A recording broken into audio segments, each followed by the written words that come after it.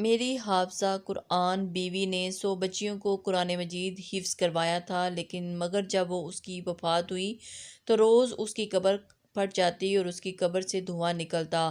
میں روز اپنی بیوی کی نئی قبر بنوا کر آتا۔ لوگ پوچھتے کہ اس نے کون سا گناہ کیا تھا جس کی اسے سزا مل رہی ہے۔ میں نے اپنی ساس اور سالی سے پوچھا تو میری سالی روتے ہوئے مجھے اپنے کمرے میں لے گئی اور کمرے کا دروازہ بند کر کے اس نے مجھے ایک ایسی چیز دکھائی کہ میرا کلیجہ پھٹ گیا، کیونکہ میری شادی کو 6 سال گزر گئے تھے اور میری بیوی نہایت خوبصورت اور نیک سیرت تھی۔ ان 6 سالوں کی رفاقت میں اس نے مجھے کبھی کوئی شکایت کا موقع نہیں دیا تھا۔ میری بیوی حافظ قرآن تھی اور شادی سے پہلے اس نے 100 بچیوں کو قرآن مجید حفظ کروایا تھا، جس کی وجہ سے مجھے ہر وقت یہی سوچ کر خوشی ہوتی تھی کہ میری بیوی کی صرف دنیا ہی نہیں بلکہ آخرت بھی آسان ہوگی اور وہ یقیناً میرے بچوں کی بھی اچھی تربیت کرے گی۔ ہم دونوں میاں بیوی کو بچوں کا بہت شوق تھا، مگر شادی کو اتنا وقت گزر جانے کے بعد ہماری اولاد نہیں ہوئی تھی۔ اب میں مایوس سا ہونے لگا اور مجھے ایسے موقع پر عموماً لڑکیاں سب سے پہلے نا امید اور دل برداشتہ ہونے لگتی ہیں، مگر میری بیوی اپنی اداسی ظاہر نہیں کرتی تھی اور صبر سے وقت گزار رہی تھی۔ پھر شادی کے اتنے سال بعد اللہ کو میری بیوی کا صبر پسند آ ہی گیا اور ہمیں اولاد کی خوشخبری ملی، اور میں ان دنوں بہت خوش تھا اور اپنی بیوی کا بہت زیادہ خیال رکھ رہا تھا، کیونکہ ڈاکٹر کا کہنا تھا کہ میری بیوی کو بہت زیادہ احتیاط کی ضرورت ہے۔ میرا بس نہیں چلتا تھا کہ میں اپنی بیوی کو بستر سے نیچے اترنے دوں۔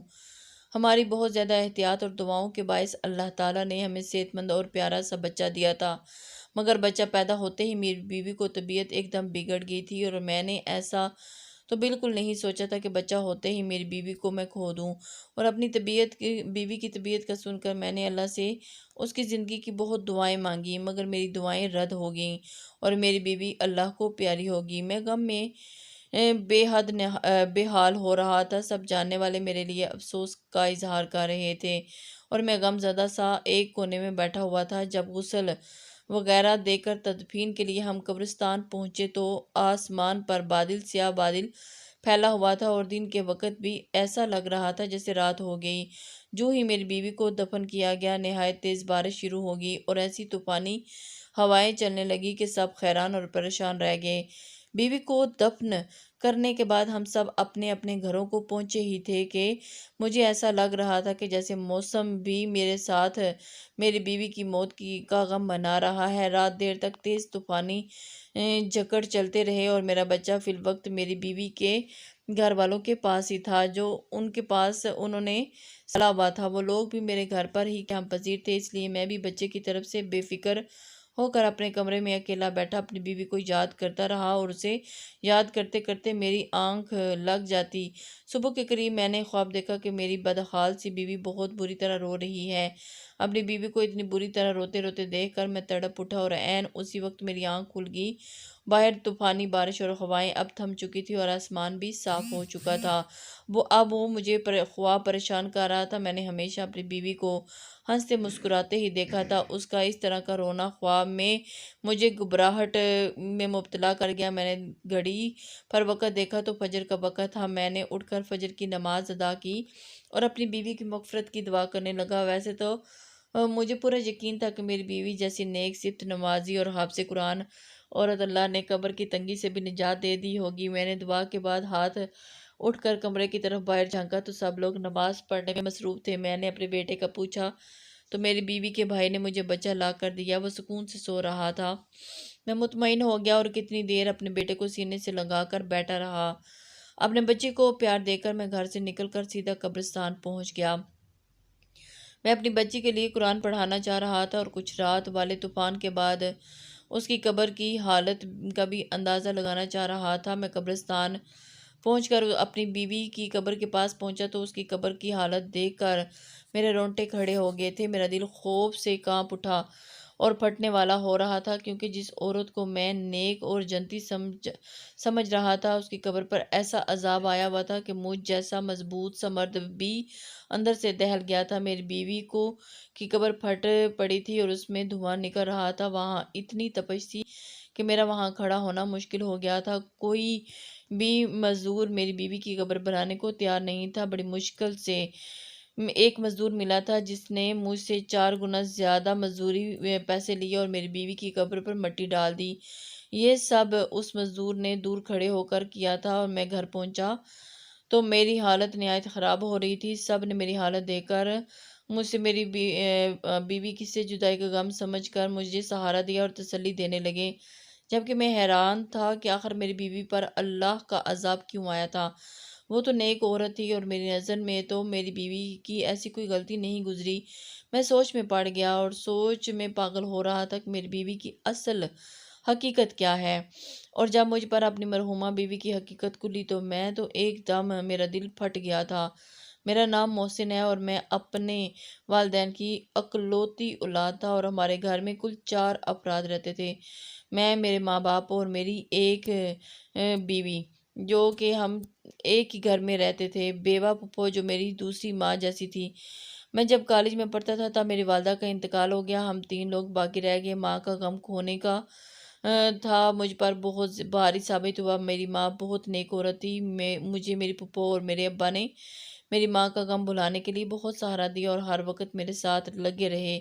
وہ دونوں کوشش کرتے تھے کہ مجھے اکیلا نہ ہونے دیں، میں ہمیشہ سے ہی ان کی توجہ کا واحد مرکز رہا تھا۔ پھر بھی میں کچھ عرصے بعد سنبھل گیا اور دوبارہ سے اپنی تعلیم کا سلسلہ شروع کر دیا۔ میں پڑھائی سے فارغ ہوا تو میرے ابا اور میری پھپھو کو میری شادی کا شوق ستانے لگا۔ میں نے حامی بھری تو زور و شور سے میرے لیے لڑکی تلاش کی جانے لگی تھا۔ میری پھپھو کو اپنے مرحوم شوہر کے خاندان میں ایک لڑکی کا خیال آیا جس سے پھپھو کا اب بھی ملنا جلنا رہتا تھا۔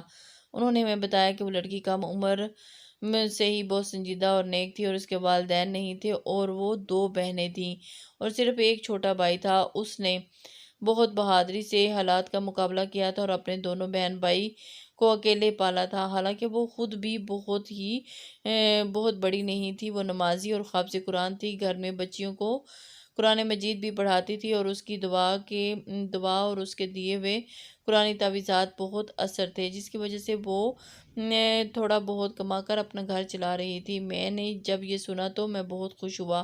میں نے اسے دیکھے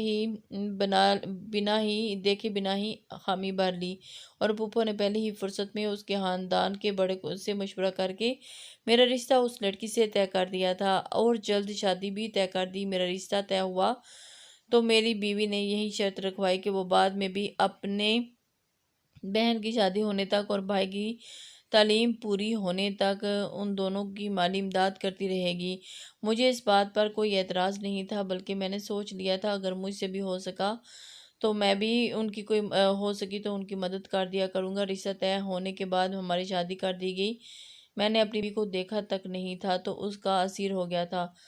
وہ نہ صرف اچھی سیرت کی مالک تھی بلکہ بہت خوبصورت بھی تھی، اور اس کے ساتھ چند دن رہ کر میں اس کے بہت قریب ہو گیا تھا۔ وہ ہمیشہ دوسروں کی مدد کرنے کو تیار رہتی تھی۔ میری بیوی عین میری پھپھو کی طرح بتائی ہوئی باتوں جیسی ہی تھی، اس نے کبھی مجھے کوئی پریشانی بھی نہیں دی تھی اور میرے آرام اور سکون کا بھی خیال رکھتی تھی۔ ہمارے گھر میں خوشحالی اور سکون تھا، بس صرف اور صرف ان کی اولاد کی کمی تھی جو مجھے محسوس تو بہت زیادہ ہوتی تھی، مگر اپنی بیوی کے صبر سے مجھے بہت سہارا ملا ہوا تھا۔ ہماری شادی کے تیسرے سال ہی میرے ابا وفات پا گئے تھے، اور اس کے بعد اپنے ابا کی وفات کے بعد اپنی بے اولادی نے مجھے کچھ زیادہ ہی بے سکون کر دیا تھا۔ میرے اندر صبر اور شکر ختم ہونے لگا تھا، اور میں اسی ہی کشمکش میں تھا کہ ایسے میں میری بیوی تھی جو مجھے ہر وقت اللہ کی مہربانی اور نعمتیں یاد دلاتی تھی اور مجھے صبر کی تلقین کرتی رہتی تھی۔ میں حیران تھا کہ ایک وہ لڑکی ہو کر مجھے حوصلہ دیا کرتی تھی، حالانکہ ہمارے خاندان والوں نے ہمارا جینا مشکل کر رکھا تھا۔ ہماری اولاد کیوں نہیں ہو رہی؟ میری پھپھو تو اٹھتے بیٹھتے ٹھنڈی آہیں بھرنے لگتی تھی اور میری بیوی کو باتیں سنانے لگی جوں جیسے یہ سب میری بیوی کے ہاتھ میں ہو، اور اپنی پھپھو کو سمجھا کر تھک چکا تھا۔ الٹا وہ ہم دونوں سے ہی لڑنے لگی تھی اور ہمیں علاج کروانا چاہیے تاکہ ہماری اولاد ہو سکے۔ اپنی پریشانی سے تنگ وقت گرتا چلا گیا، اور جب ہماری شادی کو 6 سال ہونے والے تھے تب ہمیں اولاد کی خوشخبری مل گئی۔ ہم تینوں جیسے پھر سے جی اٹھے تھے۔ میں نے اور پھپھو نے میری بیوی کا بہت خیال رکھا تھا اور بہت احتیاط کی تھی۔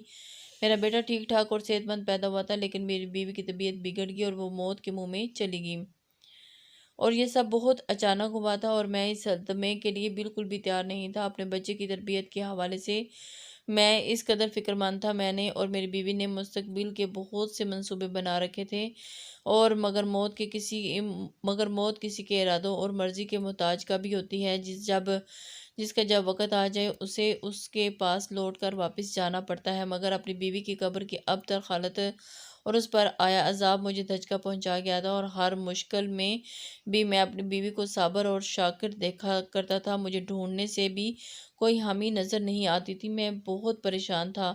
میں اتنا تو جانتا تھا کہ اللہ ناانصاف نہیں ہے، ایسا تو ہو ہی نہیں سکتا تھا کہ میری بیوی کے حقیقی اعمال سے اللہ نا واقف ہو۔ مجھے حیرت اور صدمہ تھا کہ میں اتنا عرصہ اپنی بیوی کے ساتھ رہ کر بھی اس سے جان نہیں پایا تھا۔ مجھے دکھ یہ بھی تھا، اگر میری بیوی کوئی گناہ کر بھی رہی تھی تو کاش مجھے پہلے پتہ چل جاتا تاکہ میں اسے اس کے گناہ سے روک لیتا اور اس عذاب سے بچا لیتا۔ میں پچھتاوے میں مبتلا تھا۔ گھر میں ان دونوں کو کیا چل رہا تھا، میرا بیٹا راتوں کے وقت کون سنبھال رہا تھا، مجھے کچھ خبر نہیں تھی۔ میں بس اپنی بیوی کے بارے میں ہی سوچ رہا تھا کہ اتنا بے چین ہو جاتا تھا اور اللہ سے اس کی مغفرت کی دعا کرتا رہتا تھا۔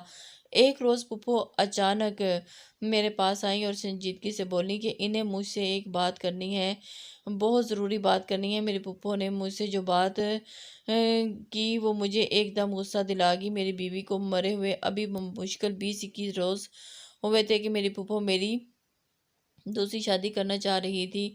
میں پھپھو سے ناراض ہو گیا اور ہونے لگا، جو ابھی میرے مرحوم بیوی کا احترام کرنا چاہیے تھا، اور کم از کم اتنی جلدی تو مجھ سے شادی کی بات بالکل بھی نہیں کرنی چاہیے تھی، جبکہ میں ابھی صدمے میں ہوں۔ پھپھو نے تحمل سے میری ناراضگی دیکھی اور مجھ سے کہنے لگی، بیٹا ایسی بھی میں نے کون سی بات کہہ دی ہے جس پر تم اتنے غصے میں ہو رہے ہو کہ وہ بوڑھی ہو گئی ہے اس لیے مجھے یا میرے بیٹے کو نہیں سنبھال سکتی۔ انہیں میں بھی میری بیوی کا دکھ تھا، اور جب میں نے پھپھو کو ان کی بات کو کوئی اثر نہ لیا تو پھپھو نے مجھ سے کہا، ٹھیک ہے تم اپنا بیٹا خود سنبھالو یا پھر اپنا بیٹا اسی کو دے دو جو دن رات اسے ماں کی طرح سنبھال رہی ہے۔ میں پھپھو کی بات پر حیران ہوا تھا کہ میرا بیٹا کون سنبھال رہا تھا، کیونکہ میرے اندازے کے مطابق تو میرے بیٹے کو پھپھو ہی سنبھال سکتی تھی۔ مگر جب میں نے یہی سوال پھپھو سے کیا تو ان کے جواب نے مجھے بالکل لاجواب کر دیا۔ پھپھو نے بتایا کہ میرا بیٹا اتنے روز سے میری مرحوم بیوی کی چھوٹی بہن سنبھال رہی تھی، پھر وہ چاہتی تھی کہ میں اپنی بیوی کی چھوٹی بہن سے نکاح کر لوں تاکہ میرے بیٹے کو ماں کا پیار ملتا رہے اور ہمارا گھر بھی سنبھلا رہے۔ میں پھپھو کی بات ماننے کو تیار نہیں ہو رہا تھا، میں اپنی بیوی کی جگہ کسی اور کو دینے کے لیے ابھی تیار نہیں تھا، مگر پھپھو کا دن بدن مجھ سے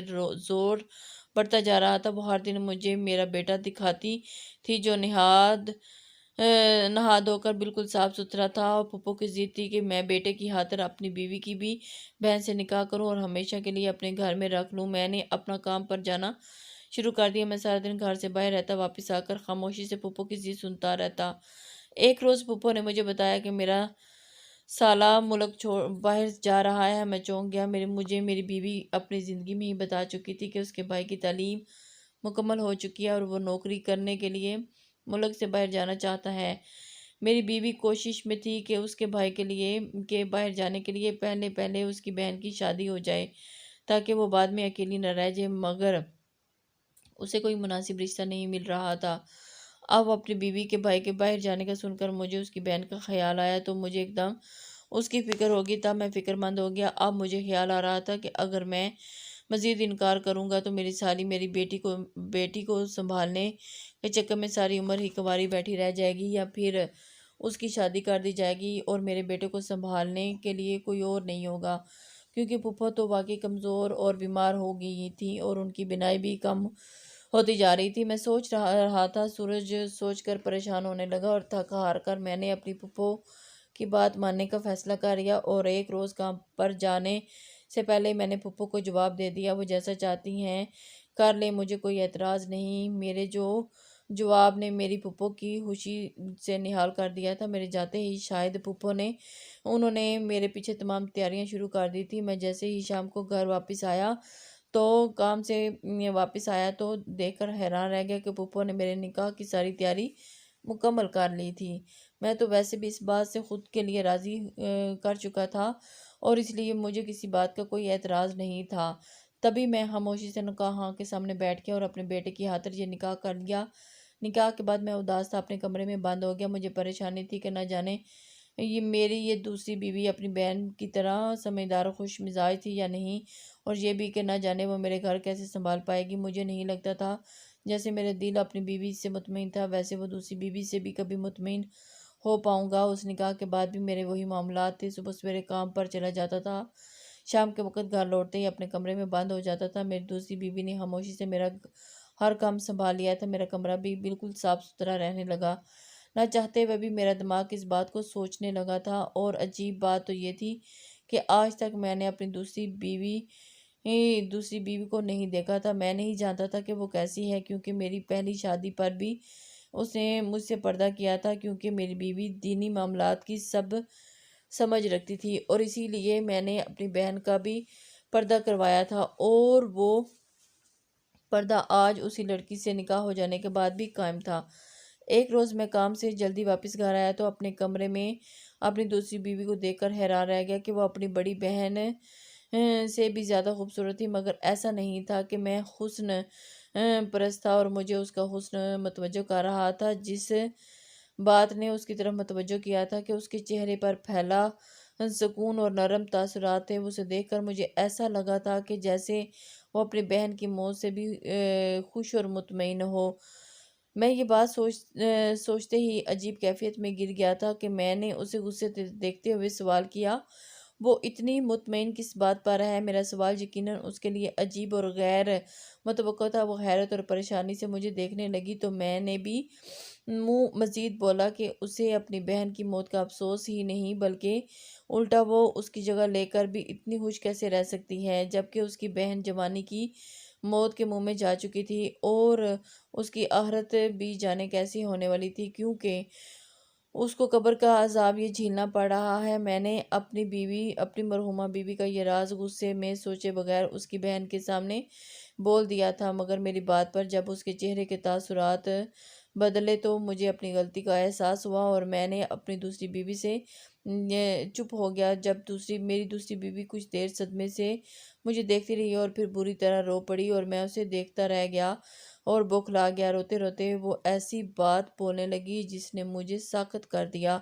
وہ بار بار کہہ رہی تھی کہ مجھے بہت یہی خوف تھا کہ بڑی باجی سے اللہ تعالیٰ ناراض ہو جائے گا اور اسے سخت عذاب دے گا، مگر وہ میری بات ہی نہیں سنتی تھی۔ میں اپنی بیوی کے الفاظ پر دنگ رہ گیا تھا کہ ایسی بھی کیا بات تھی جس کی وجہ سے وہ اپنی بڑی باجی سے کہہ رہی تھی کہ اللہ میری مرحوم بیوی کچھ ایسا کرتی تھی جس سے اس کی بہن بھی واقف تھی اور اسے روکتی تھی۔